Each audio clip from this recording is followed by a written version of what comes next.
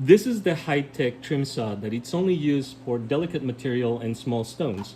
The blade is 4 and 5 inches depending on what you're using. You may not use any material that goes above the blade. In order to use it, you need to use lubricant before you turn on the saw.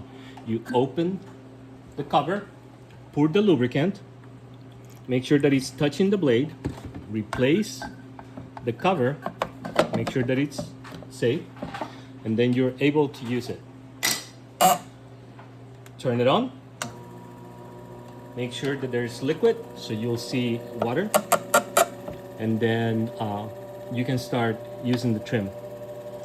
To clean the trim saw, turn it on, make sure that it stops, take the cover off, unplug it, take it to the sink,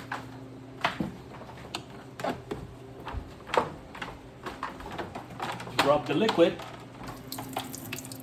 and make sure that there's no sediment in the bottom. If there's sediment in the bottom, you can pour some water in, shake it, get rid of the water. If there's still some sediment, take a paper towel, wipe it on the inside, make sure that it is dry. And the most important part is that please make sure that the blade is dry. Otherwise, it'll rust and it will not work. Okay, for this saw here, it's one step above the one you just saw. So like this one is good for the other saw, and then we're also saying slabs for this one. They say a 1/2 inch thick. This one is pretty close to that. It's a 10-inch blade, so we can still cut some good amount of materials on that. And if it's any larger than this, we should probably be cutting it on even the bigger saw than this. So to start this, it's a quite loud tool, so I wear ear protection and definitely safety glasses and an apron because it can get wet. So I put on the ear protection, the glasses, and so we take this off here, and this saw, as well as other saws, we have this mix. It's the crystal cut with water. So what the crystal cut does is keep the rust down on the blade, as well as with the water, we're just keeping it hydrated. And you always need water with this blade to do the cut. So I just add a little bit. Often there's already water in here, so you can turn it on to see how much is in there. So I turn it on. I see some water dripping, but I could do a little more, not too much, because it will start spraying out. So now it's looking like it's staying wet. And this is also good to have a respirator for this one. So any form of respirator or cloth to cover your nose and face. Okay, and then now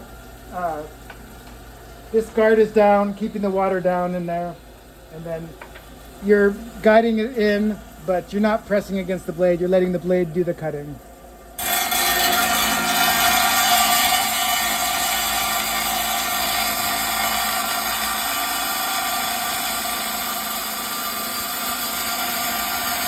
So this one, when you switch it on, it instantly turns on as soon as you hit the switch. So be aware of leaning into it, and you want to be able to, switch it, leaning back. The blade's going to start right away. And then back off. With this blade, sometimes as you're going, I gently let it kind of back up and then kind of go into it, back up and kind of go into it. Not only are you keeping the blade a straight cut, but so the blade will not jam. So you're able to allow the blade to just stay true and just keep cutting forward. So now for the cleanup of this, we have paper towels and sponges. If it's a little bit here, I just dry the face protection first. Just, that's the most, you don't want to scratch it. Just clean that. And then any off-cut particles, we can put them in the tray here. And then go ahead and dry it. At this point, rinsing it would only add more water, so it actually is not the plan, because if you add more water, it'll just spray back at you. So it's more about just cleaning the tray.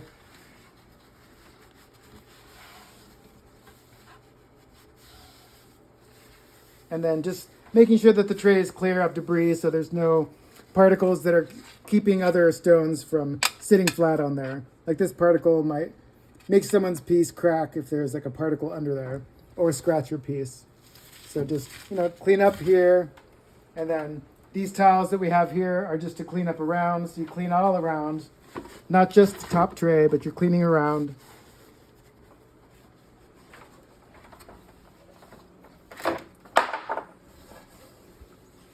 And